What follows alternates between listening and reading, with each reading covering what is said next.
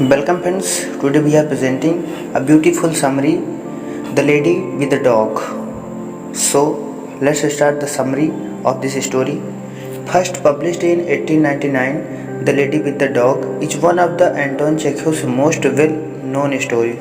The short story examines the conflict between conformity to martial and gender conventions and faithfulness to one's inner principles, focusing on an adulterous relationship.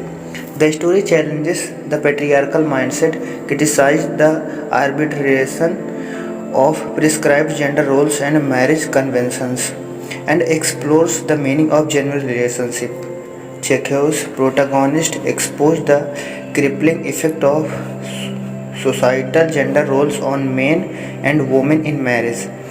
His main characters also demonstrate the potential and limits of regaining personal and relational integrity under pressure to conform to prescribed norms of behavior. So, let's start the main summary. The story opens with Moscow banker Dmitry Gurov vacationing alone in the Crimean seaside resort of Veltra. A father of three children, he is unhappily married to a woman he both despises and fears. Despite considering women the lower race, Guru seeks female company and often pursues brief and enjoyable love affairs. After 2 weeks in Yaltra, Guru notices a new visitor walking by the sea, an attractive young lady with a white Pomeranian. He began encountering the woman and her little white dog multiple times a day. Guru surmises that she is married, alone and bored. Looking for another quick love affair, Guru strikes up an acquaintance with the lady. In their subsequent walk and conversation by the seaside, he details his banking career in Moscow, his background as an arts student, and his training as an opera singer. The young woman's name is Anna. She is initially from St. Petersburg but lives in the town of S. And she is married to a government bureaucrat of Germany descent named von Didretz. Reflecting on his acquaintance, Guru sees something pathetic in Anna even as he admires her tender, youthful features. A week later, Guru and Anna venture out to watch a steamer's arrival. Waiting and watching late into the evening, Anna seems particularly emotional and absent-minded. Sensing Anna's heightened emotions, Guru embraces and kisses her. They go to her hotel room where they consummate their relationship. Anna's distress and contrition in the aftermath do not fit any category of Guru's previous experiences with women. You will be the first to despise me now. She laments, sporting a watermelon on a table. Guru crosses the room to cut into it. They sit in silence as he languidly eats the fruit. After 30 minutes, he finally speaks. How could I despise you? You don't know what you are saying.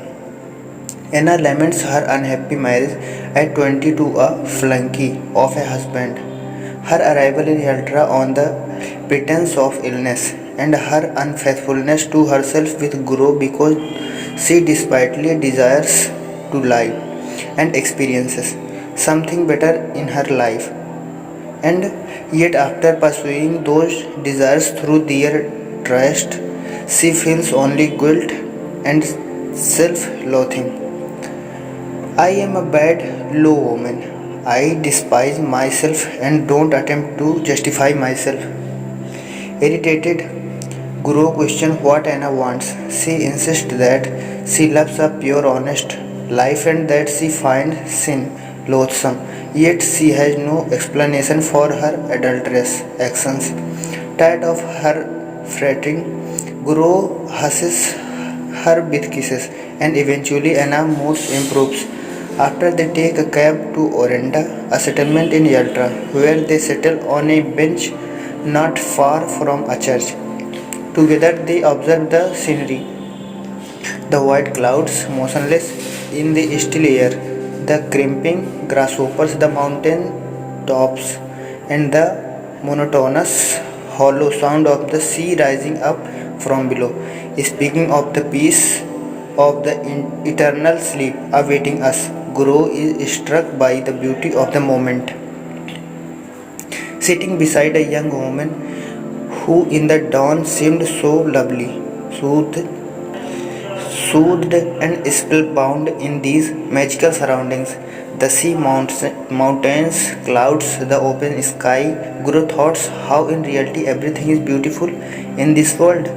When one reflects, everything except what we think or do ourselves, when we forget our human dignity and the higher aims of our existence. As time passes, their affairs grow into regular meals and outings. Unexpectedly, Anna receives a letter from her husband summoning her home since he cannot come to Eltra as initially planned. Seeing the letter as the finger of destiny intervening in their affairs, Anna leaves Eltra. She promises to remember Guru and wishes him happiness, certain they will never reunite because they ought never to have met. Saddened by her departure, Guru regrets his deception of Anna. He recognizes in retrospect how he feigned affection from Anna while hating his course conditions. Even then, as the summer ends, Guru is ready to move past this relationship. On returning to his native Moscow, Guru resumed his familiar social life with the arrival of autumn and then winter. He expects that his memories of Anna will soon fade like memories of his past affairs. However, Anna's image haunt Guru, memories of her intensify, and he grows restless in his desires. Frustrated by a lack of close confidence, Guru come to loathe his social and family life. Everything about his respectable lifestyle now seems meaningless and oppressive, a prison without escape. In December, under a pretense, Guru travels to S to find Anna. After discovering one Didrit's address, he visits her house but cannot think of a credible reason for his presence. He paces outside along the long grey fence adorned with nails opposite the house. At some point, he hears someone in the house playing piano and sees Anna's dog let out. After a while, he returns to the hotel disappointed. Learning about a local stage performance, Guru goes to the theater hoping to find Anna there.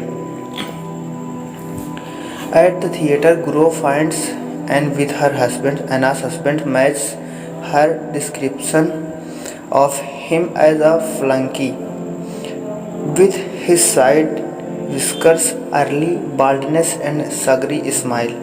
One Didrits seems to be continually bowing as he walks. When one goes out during the interlude, Guru sees the moment and approaches Anna. Shocked, Anna stands and walks away as Guru follows her through the crowd. Finally, she stops as they reach a more secluded part of the theater. They are both overwhelmed with emotion as Anna confesses how miserable she has been without Guru. He begins to kiss Anna passionate, but she begs him to leave, promising to visit him in Moscow. Inviting excuses for her husband, Anna starts coming to Moscow every few months, where Guru visits her in a designated hotel room. During one such visit, as Guru walks his daughter to school, he thinks about Anna and his double life. Guru ponders how the true and essentially part of his life, its kernel, remains a secret, where everything superfluous and false about his life, its seeth stay visible. At the hotel room, Guru finds Anna in tears. She cries for some time as they both grasp the difficulty of their relationship and reflect on the endurance of their love. Comforting Anna, Guru glimpses his reflection in the mirror. He notices then his aging and how Anna's beauty will soon fade too. It seems applicable to him why. After so many other relationships, he felt properly really in love. Only how, near his middle age, Guru and Anna come to love one another like husband and wife, like tender friends.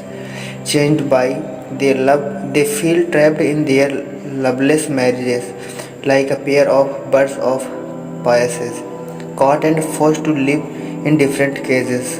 Unlike before, now Guru comforts Anna compassionately.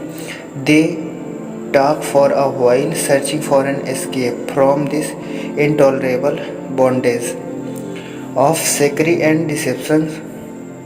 Just as a solution and their happiness appears possible, they realize that they are only starting the hardest season of their relationship. That's it. Thank you.